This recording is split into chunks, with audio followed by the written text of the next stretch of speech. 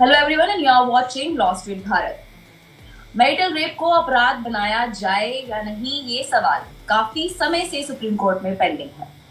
हाल ही में सरकार ने अपना जवाब जो है वो सुप्रीम कोर्ट में सबमिट किया है, जिसमें उन्होंने कहा है कि मैरिटल रेप को अपराध नहीं बनाया जा सकता। इसी मुद्दे पर आज चर्चा करने के लिए हमारे साथ दो खास मेहमान मौजूद हैं। हमारे साथ मैं पहले स्वागत करना चाहूंगी अमित लखानी का। Hello sir. नमस्कार। Amit Lakhani men's right activist हैं और काफी मैरिटल रेप के मुद्दे पर बात कर चुके हैं। इसी के साथ हमारे साथ जनरल सेक्रेटरी हैं आयदा की मरियम मैम, आपका बहुत बहुत स्वागत है। पहले मेरा सवाल आपसे यही है, आप दोनों से, कि जो मैरिटल रेप की जो टर्म है ये बेसिकली आई कहाँ से? तो एक्चुअली महिला संगठन के अंदर हमारे एक ऑल इंडिया ऑर्गेनाइजेशन है और औरतों के बीच काम करते वक्त हमेशा वायलेंस के इश्यूज आया करते हैं। और जब वायलेंस के इश्यूज आते हैं तो साथ साथ में घर के अंदर जो यौन शोषण या सेक्सुअल हैरेसमेंट या बलात्कार जो होता है औरतों के साथ, वो भी बार बार आता है।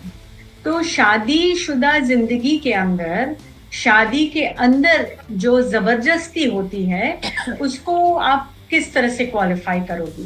उसको शादीशुदा ही रेप बताओगे, मैरिटल रेप ही बताओगे, क्योंकि वो जो बलात्कार है वो पति के जरिए औरत के ऊपर किया जाता है।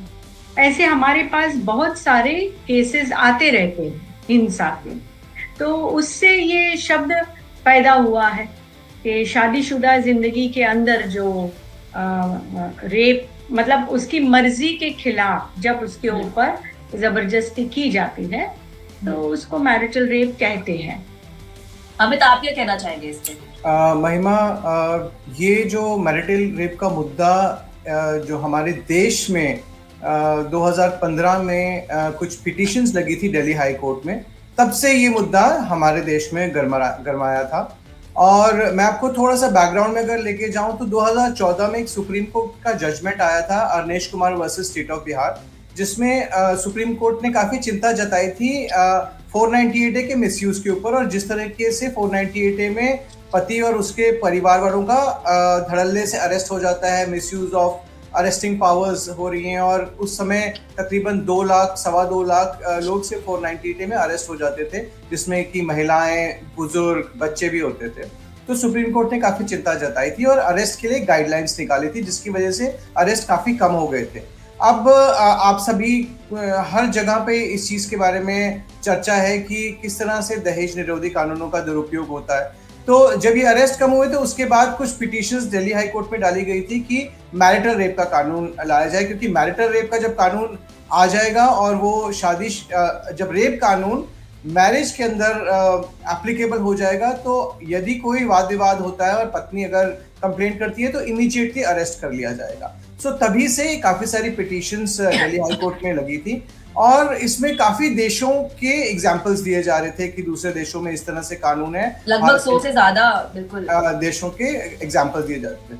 तो हमने भी दूसरे देशों के कानूनों को थोड़ा स्टडी किया महिमा, और दूसरे देशों के कानूनों में ज्यादातर देश जो हैं इसको स्पाउसल सेक्सुअल वायलेंस के अंदर एड्रेस करते हैं, या पार्टनरशिप वायलेंस या इंटीमेट पार्टनर वायलेंस। वो मैरिटल रेप शब्द का इस्तेमाल ही नहीं करते, क्योंकि ये एक मैरिज रिलेशनशिप है जिसमें specially in India families involve होती हैं, बच्चे इन्वॉल्व होते हैं।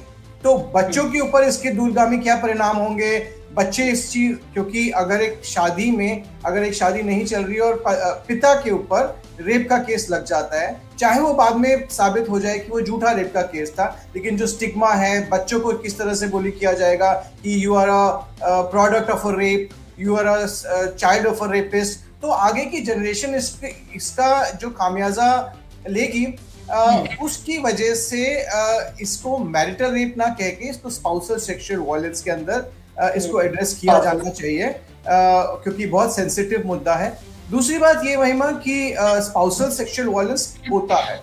स्पाउसल सेक्सुअल वायलेंस एक पुरुष के साथ भी हो सकता है, एक महिला के साथ भी हो सकता है, पत्नी के साथ भी हो सकता है, पति के साथ भी हो सकता है, क्योंकि ये पूरा जो डायनेमिक्स है ये कंसेंट के आसपास रिवॉल्व होता है। कि कंसेंट है कि नहीं है, कंसेंट पत्नी का था या विल और कंसेंट पत्नी का था या नहीं था।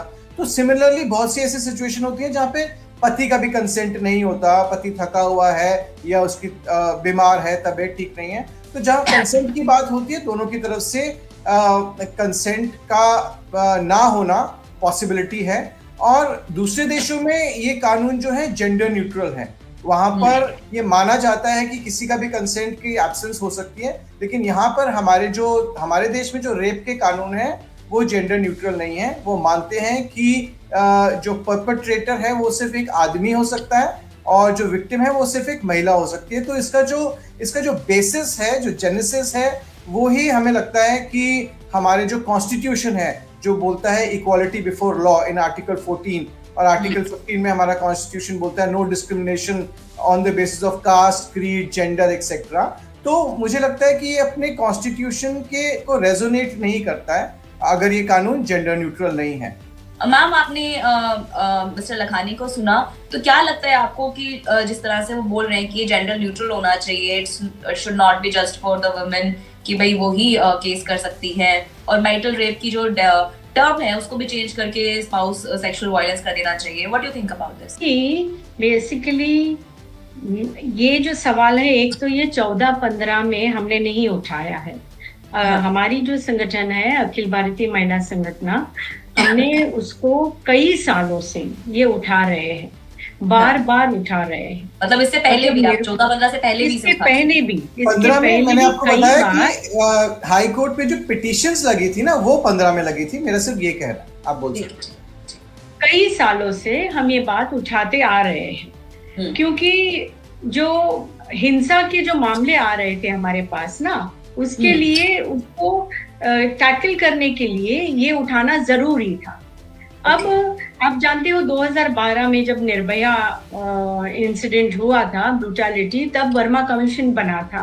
उस बार भी सभी महिला संगठनों ने मिलकर ये पिटीशन किया था वर्मा कमीशन को कि इसका जो एक्सक्लूजन है लॉ के अंदर, उसको निकाला जाए।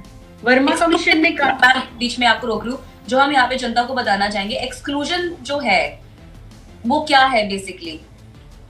तो एक्सक्लूजन ये है कि जो रेप का कानून है उसके अंदर जो मैरिटल रेप, इसको एक्सक्लूड किया गया है। मतलब हस्बैंड की तरफ से जो सेक्सुअल, उसको एक तरह से वायलेंस ही कहा जा सकता है, बिना मर्जी के जब कोई सेक्सुअल इंटरकोर्स होता है, तो वो मैरिटल रेप के डेफिनेशन में हमारे कानून, हमारे शब्दावली के अंदर, आप उसको स्पाउसल बोलिए या जो, मतलब वो तो ठीक है, बट मैरिटल रेप के अंदर ये आता है, तो उसको एक्सक्लूड किया गया है रेप के डेफिनेशन में। तो उस वक्त वर्मा कमीशन को भी कहा था, और वर्मा कमीशन ने भी कहा था ये एक्सक्लूजन निकालने की जरूरत है। सरकार ने माना नहीं, तो फिर हमारे पास भी तो कोई चारा नहीं रह गया था। तो हमने सोचा कि कोर्ट में जाकर देखे, कोर्ट से न्याय मांगे कि इसको ये एक्सक्लूजन निकाल दिया जाए। दिल्ली कोर्ट में तो स्प्लिट वर्डिक्ट आया।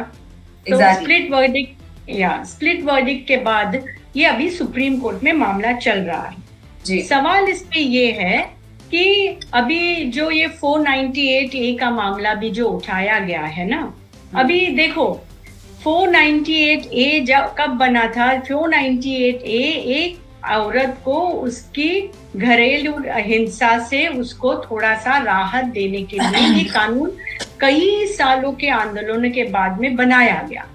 अनफॉर्चुनेटली एक्चुअली हमारे देश में जो भी कानून बने हैं, जैसे डोमेस्टिक वायलेंस एक्ट हो या फिर पॉक्सो हो या sexual harassment at work place हो या रेप के कानून जो स्ट्रेंथन किए गए वर्मा कमीशन के बाद, ये सभी कानून लगातार महिला आंदोलन, और महिला आंदोलन जब मैं कहती हूँ इसमें काफी प्रोग्रेसिव पुरुष भी शामिल होते हैं, क्योंकि वायलेंस, समाज के अंदर हिंसा का जो मामला है वो सिर्फ औरत वर्सेस पुरुष, मतलब ऐसा नहीं है मामला, क्योंकि हर घर की औरत, जब एक औरत हिंसा पीड़ित होती है तो हर औरत असुरक्षित बन जाती है समाज के अंदर। तो जो आम तौर पे एक बहुत बड़ा आंदोलन चलते रहता है।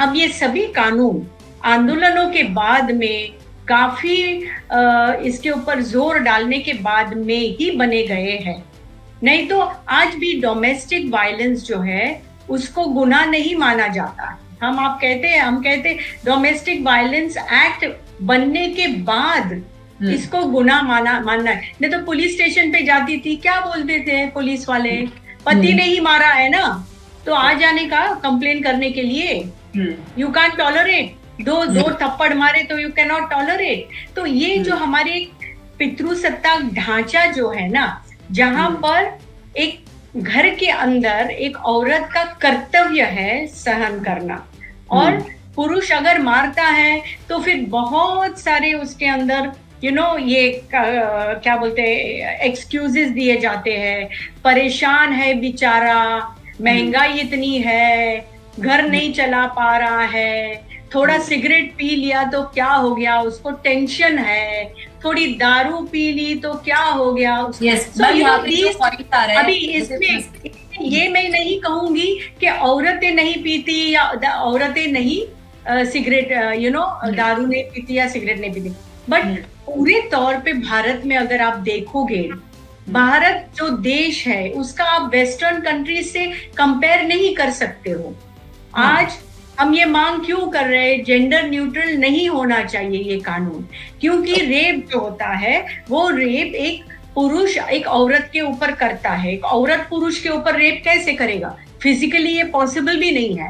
तो ये जो बातें आती है डिस्कशंस के अंदर, हमारा ग्रामीण एरिया के अंदर आज डोमेस्टिक वायलेंस एक्ट भी, उसको भी इम्प्लीमेंट करवाने के लिए कितनी मगजमारी होती है, प्रोटेक्शन ऑफिसर्स प्लेस में नहीं है।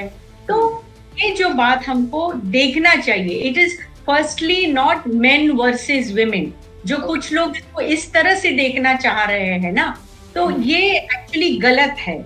ये मेन वर्सेस वुमेन का सवाल नहीं है, हिंसा हो रही है, उस हिंसा से उस औरत को उस माहौल से राहत दिलवाने के लिए क्या पहलकदमी कर सकते हैं। मैम यहाँ पे सवाल जो है यहाँ पे ये उठाया जाए, जैसे कि मिस्टर लखानी ने भी ये कहा कि जो मैरिज इंस्टीट्यूशन की बात की जा रही है, सरकार ने भी जो अपना जवाब जो है एफिडेविट में जमा किया है, वो भी यही है कि इससे मैरिज इंस्टीट्यूशन जो है वो कहीं ना कहीं उस पर इम्पैक्ट होगा, और जो क्योंकि marriage is not a personal thing, it's a societal thing, तो उस पे आपका क्या कहना है?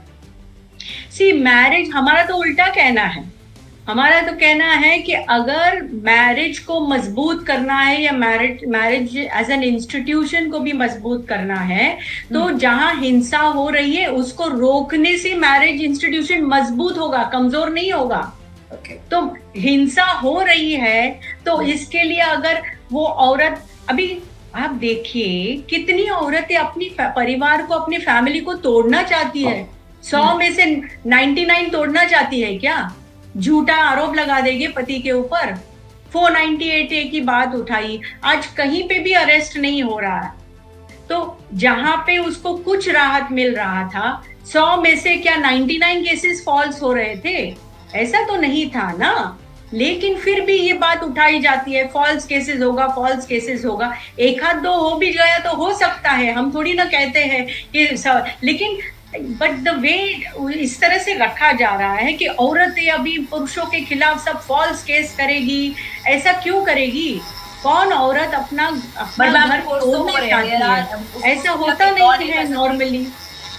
तो वो इंस्टीट्यूशन भी बचाने के लिए ना, अगर पति से हिंसा हो रही है और अगर समाज है, न्याय है, एडमिनिस्ट्रेशन है, वो इस हिंसा को खत्म करने के लिए आगे आए, तो उस इंस्टीट्यूशन को बचाने की ही तो बात है ना। हिंसा पीड़ित माहौल में बच्चों के ऊपर क्या असर पड़ता है? जी मैम, सही। तो क्या लगता है मिस्टर लखानी, मैम तो कहिए कि इससे इंस्टीट्यूशन जो मैरिज इंस्टीट्यूशन है बल्कि वो स्ट्रॉन्ग हो जाएगा? महिमा जी, मैम ने काफ़ी डिटेल में एक्सप्लेन किया, तो मुझे भी थोड़ा इनफ टाइम दीजिएगा। 2-3 पॉइंट्स तो मैम ने खुद ही मेरे कवर कर दिए हैं, तो मैं आपको रिट्रेट करता हूँ। मैम ने खुद ही बताया कि किस तरीके से महिलाओं के लिए 498 बना, डोमेस्टिक वायलेंस एक्ट बना, नहीं तो शायद ये मैम ने कहा कि शायद ये क्राइम ही ना होता कि आप डोमेस्टिक वायलेंस कर रहे हैं, तो क्राइम ही ना होता अगर ये कानून ना बनते। तो ये चीज जग जाहिर है कि ये सारे कानून हमारे देश में हैं। तो जब बात होती थी कोर्ट में भी और जनरली भी, इनफैक्ट जो आप बात कर रहे हैं कि एफिडेविट फाइल किया गया है सेंटर की तरफ से, तो उस एफिडेविट में ये हाईलाइट किया जा रहा है कि सेंटर ने बोला कि इंस्टीट्यूशन ऑफ मैरिज को हम लोगों को प्रिवेंट करना है, क्योंकि मैरिज जो है हमारे देश की एक स्ट्रेंथ है। लेकिन इसके अलावा बहुत सारे लीगल पॉइंट्स भी उस एफिडेविट में हैं। और जिस तरीके से कानूनों की बात हुई, तो मैं आपको बताऊंगा कि ऐसा नहीं है कि लेजिस्लेचर जो है आंखें बंद करके बैठा हुआ है। जिस तरीके से कोर्ट में बताया जा रहा है कि भाई कानून बनाने वालों ने इस चीज को एड्रेस ही नहीं किया, एक महिला जाके कुछ कर ही नहीं सकती। तो एक महिला 498A का केस 3 साल की सजा, जिसमें फिजिकल, मेंटल, सेक्सुअल हर तरह की क्रूअल्टी कवर है। एक महिला जाके डोमेस्टिक वायलेंस एक्ट का केस कर सकती है, जिसमें कि आपको रिस्ट्रेनिंग ऑर्डर, प्रोटेक्शन ऑर्डर्स मिल सकते हैं, जिसमें आपको फ्री मेडिकल एड मिल सकती है, जिसमें आपको फ्री लीगल एड मिल सकती है, जिसमें आपको शेल्टर होम मिल सकता है, जिसमें आपको मॉनिटरी जो रिलीफ है in the form of maintenance वो मिल सकता है। उसके अलावा अभी 377 जो है BNS में हट गया, लेकिन पहले प्रोविजन था 377 का केस करने का भी, जिसमें 10 साल तक की सजा थी। अगर पति और पत्नी सेपरेटेड रह रहे हैं तो 376B का प्रोविजन है, वो किया जा सकता है। 354A-B के सेक्शंस हैं जो कि महिला कर सकती है। तो ऐसा नहीं है कि अगर एक महिला विक्टिम है तो उसके पास कोई रिड्रेसल ही नहीं है। सरकार ने भी ये कहा है कि हमने अब काफी सारे जो प्रेजेंट फ्रेमवर्क ऑफ लॉ है उसमें देयर आर लॉज जो कि एक महिला को प्रोटेक्ट करते हैं एक मैरिज में अगर उसके साथ कोई वॉलेशन होता है तो। अब जैसे मैडम ने कहा कि पहले महिला जाती थी, अगर ये कानून ना होते तो उसको बोलते कि आपने तो थप्पड़ ही तो खाया। आज वो सिचुएशन आदमी की है, क्योंकि डोमेस्टिक वायलेंस एक्ट आप खुद देखिए, कोई भी राइट थिंकिंग पर्सन जो है वो इससे मना नहीं करेगा। डोमेस्टिक वायलेंस तो एक पति के साथ भी हो सकता है। डोमेस्टिक वायलेंस जो है गाली गलौज करना, टॉन्ट करना या फिर ह्यूमिलेट करना, सेक्सुअल अब्यूज करना, ये तो एक पुरुष के साथ भी हो सकता है। थप्पड़ एक महिला, एक पत्नी भी पति को मार सकती है। और हमारे पास तो बहुत सारे केसेस आते हैं जहां पर किचन नाइफ उठा के मार दी, किचन के बर्तन उठा के मार दिए। यहाँ पे मिस्टर लखानी, पति अगर जाए महिमा, the number of cases which you are saying कि मिसयूज करना या फिर पुरुषों के खिलाफ, मिसयूज पे भी आया ही नहीं हूँ मैं, तो ये कह रहा हूँ कि पुरुष के पास अगर एक if the man is the victim तो उसके पास तो कानून ही नहीं है। वो अगर कहीं जाए तो उसके ऊपर तो हंसा जाता है कि आप कैसे आप अपना फैमिली का मैटर लेकर यहाँ पर आ गए।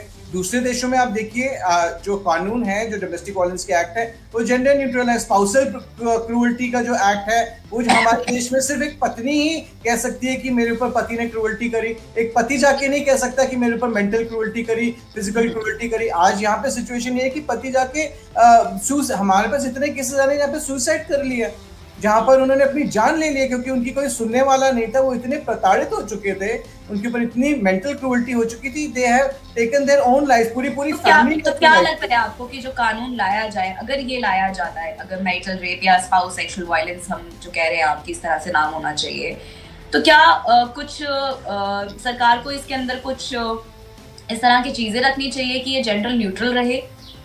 मैं आपको बताता हूँ, थोड़ा सा मुझे एक्सप्लेन करने दीजिए महिमा। देखिए, ये जो मैरिटल रेप की बात हो रही है उसमें ये कहा जा रहा है कि 375 IPC जो कि रेप का कानून है, उसमें एक एक्सेप्शन 2 है जो कि ये कहता है कि जो महिला है वो किसी भी पुरुष के ऊपर रेप का केस कर सकती है, लेकिन उस एक्सेप्शन की वजह से अपने पति के ऊपर नहीं कर सकती। तो ये कहा जा रहा है कि ये जो एक्सेप्शन है ये पति को लाइसेंस दे दिया गया है कि जाइए आप अपनी पत्नी का रेप कीजिए। इस तरह से एक नैरेटिव बनाया जा रहा है जैसे कि हर घर में रेप किया जा रहा है पति द्वारा पत्नी का।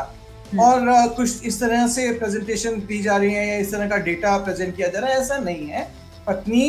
पति अगर उसकी कंसेंट की बिना टच भी करे तो उसके पास बहुत सारे कानून हैं।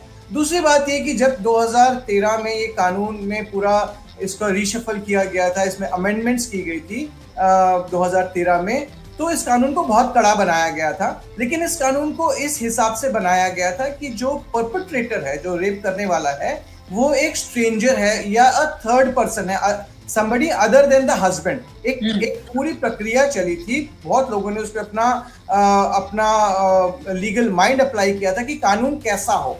तो उसके अंदर कंसेंट की डेफिनेशन बताई गई कि कंसेंट इस तरह से होना चाहिए, यूज ऑफ फोर्स ऐसे होना चाहिए, या फिर एक महिला का कंसेंट नहीं माना जाएगा अगर वो इंटॉक्सिकेटेड है, अगर वो अल्कोहल के इन्फ्लुएंस है ना, तो कंसेंट की बात। अब क्या वो कंसेंट एक पति के ऊपर लागू होगा कि नहीं होगा, क्योंकि वो कानून तो डिजाइन किया गया है एक थर्ड पर्सन के दिमाग में रखते हुए। अब एक चार दीवारी में पति पत्नी रह रहे हैं, तो वो सारी डेफिनेशंस मैरिज के ऊपर लागू नहीं हो सकती है। एक ही कानून हर चीज को एड्रेस नहीं कर सकता है। अगर ये कानून जिस तरीके से डिमांड किया जा रहा है कि आप एक्सेप्शन हटा दीजिए, तो कल को पति और पत्नी किसी पार्टी में जाते हैं और अगर वो अल्कोहल उन्होंने कंज्यूम किया हुआ है और वो आके इंजॉयबली एक सेक्सुअल एक्ट में आते हैं, तो वो टेक्निकली रेप बन जाएगा, क्योंकि उसमें आप अगर किताब के हिसाब से जाए तो, क्योंकि वो इंटॉक्सिकेटेड है। वो कहेगी कि मेरे पति ने मेरे को अल्कोहल दिया था, इसलिए मैं कंसेंट देने की फॉर्म में नहीं थी, इसलिए ये रेप है।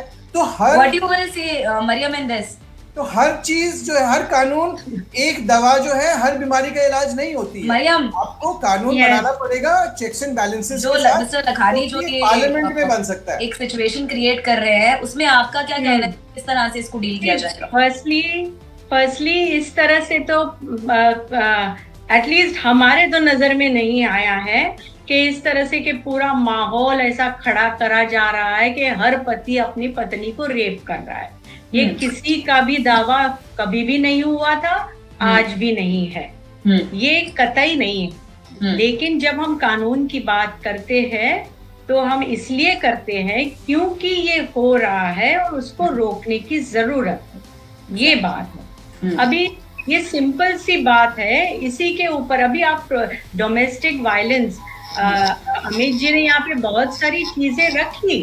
हाँ, कानून के अंदर तो बहुत सारी चीजें हैं। आपको मैं बता दूं, डोमेस्टिक वायलेंस का डेफिनेशन जब ये एक्चुअली प्रारूप बना इस एक्ट का, तो डोमेस्टिक वायलेंस किसको कहा जाएगा उसका कोई डेफिनेशन नहीं था। ये महिला आंदोलन ने, महिला संगठनों ने सरकार के साथ में बैठ के काफी कुछ चीजें करी, और संगठनों ने भी करी होगी, हम नहीं जानते, लेकिन हम तो जानते हैं कि हमने क्या किया है। तो बहुत सारे, और फिर वो डेफिनेशन कॉन्क्रीट किया। नहीं तो क्या होता था कि ये जो बातें आती है, आप डोमेस्टिक घरेलू हिंसा किसको कहोगे? मतलब एक बार मारने से वो डोमेस्टिक हिंसा बनता है या पति ने 100 बार मारने से डोमेस्टिक हिंसा बनता है? कोई क्लैरिटी नहीं था उसके अंदर।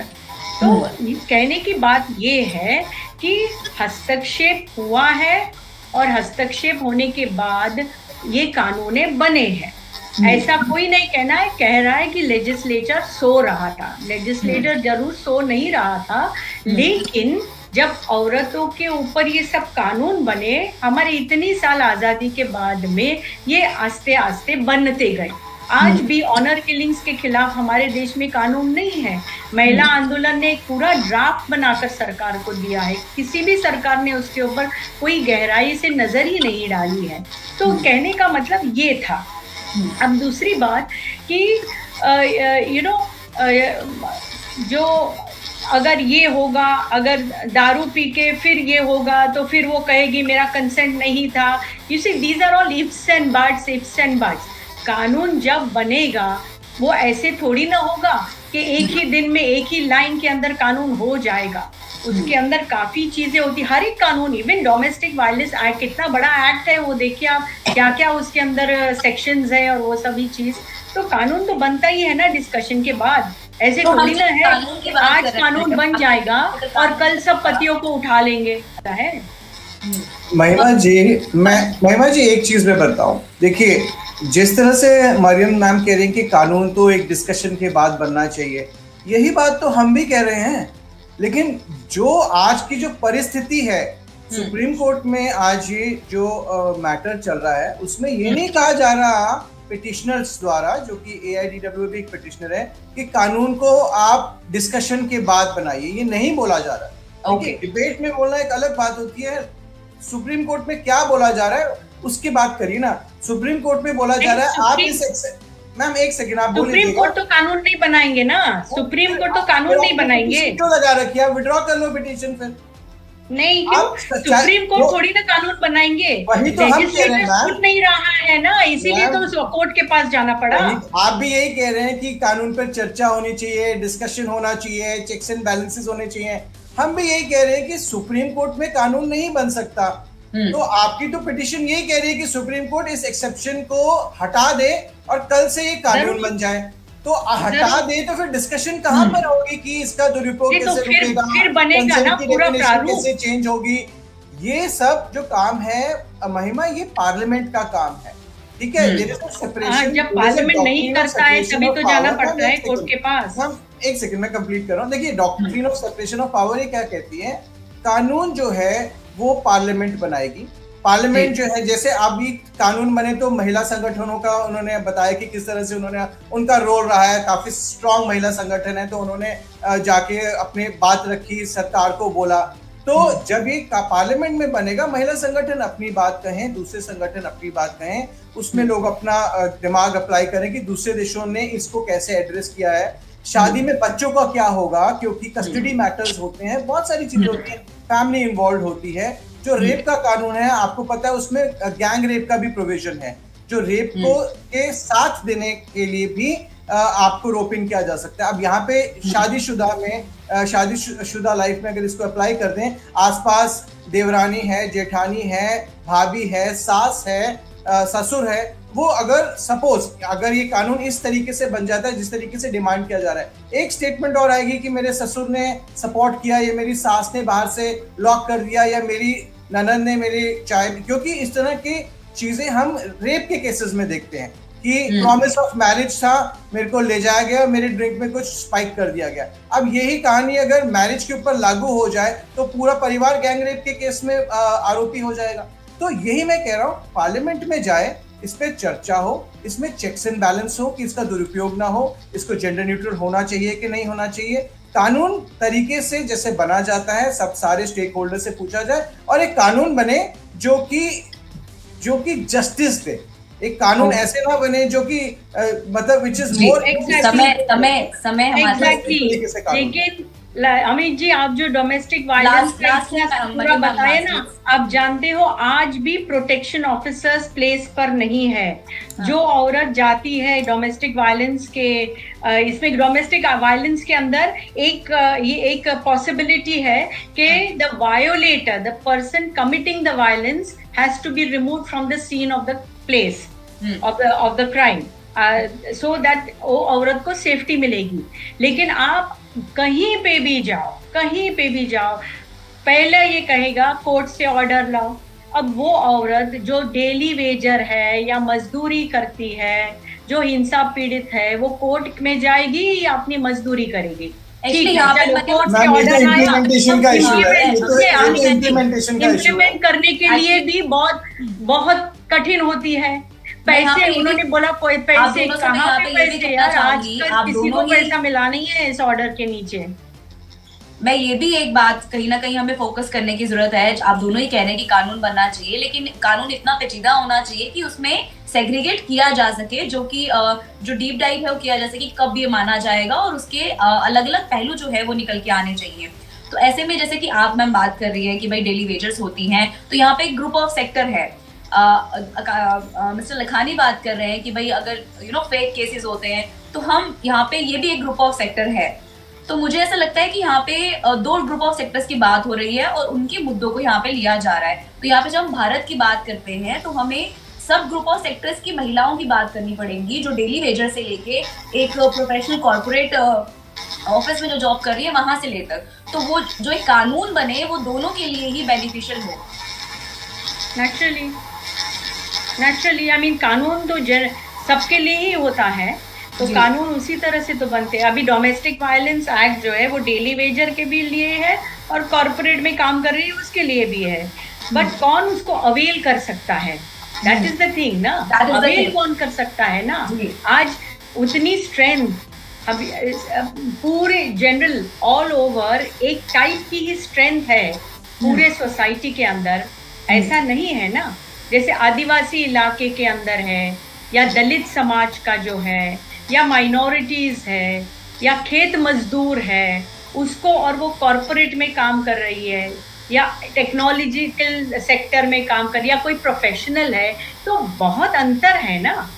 कानून से जस्टिस अवेल करने के लिए भी जो हमारे देश के अंदर एक परिस्थिति है वो विभिन्न है, तो इसलिए उसका एक इंफ्रास्ट्रक्चर जो बनना चाहिए, शेल्टर होम्स है या वर्किंग विमेन होम्स है, ये इंफ्रास्ट्रक्चर तो सुप्रीम कोर्ट नहीं बनाएगा ना। सुप्रीम कोर्ट में तो आप ये कह रहे हैं कि रेप कानून में से एक्सेप्शन हटा दीजिए, कल से ये रेप कानून मैरिज के ऊपर एप्लीकेबल हो जाए, और कल से ये पूरा जो है ये जैसा कि रेप का कानून बनाया गया था ये हस्बैंड के ऊपर भी लागू हो जाए। और हम मुझे पता नहीं अमित जी आप इतना क्यों डर रहे हो, ये सभी पतियों को उठाने लगेंगे। कानून जेंडर न्यूट्रल हो, कानून में उसका दुरुपयोग ना हो सके उसको देखा जाए, बच्चों का क्या होगा, चाइल्ड कस्टडी का क्या होगा, वो सब चीजें देखी जाए। हम बात कर रहे हैं एक रैशनल तरीके से कानून बने जो कि जस्टिस को प्रिवेल करे, जो कि इनजस्टिस ना करे, ना कि आप एक कानून में से आप आपके एक्सेप्शन हटा दीजिए और इसको ब्लैंकेट इसका इस्तेमाल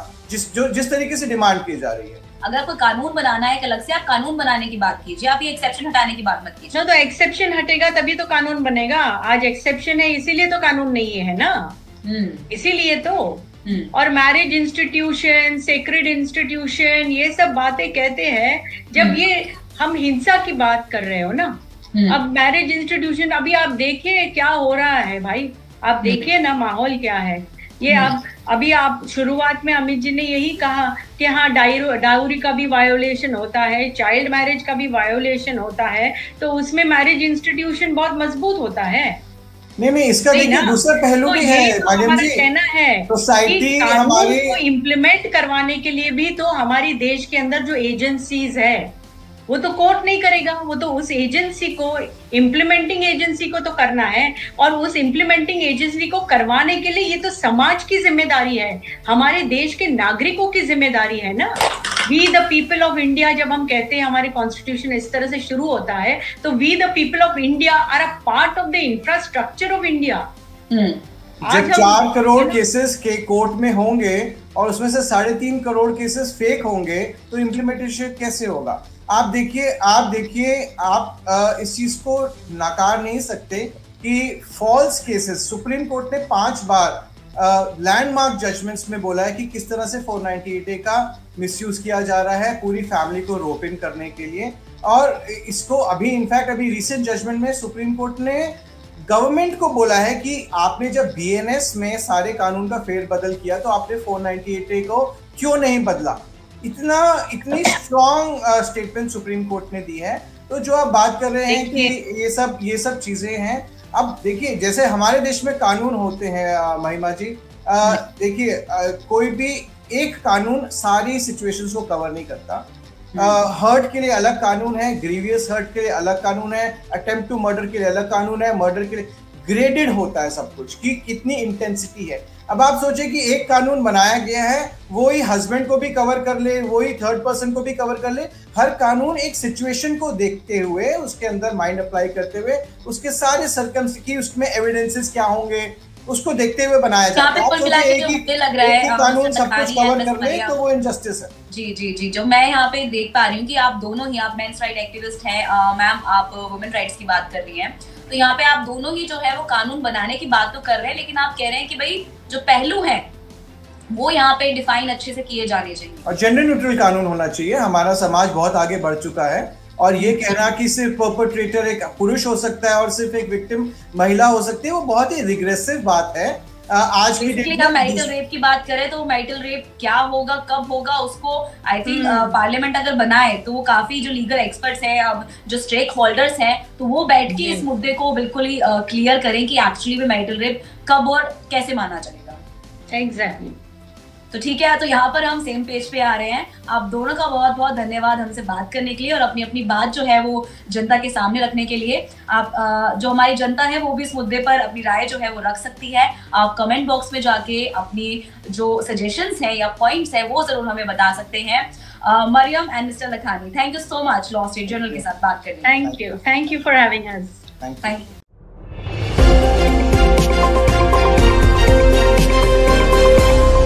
लॉ स्ट्रीट भारत, राष्ट्र के हित में।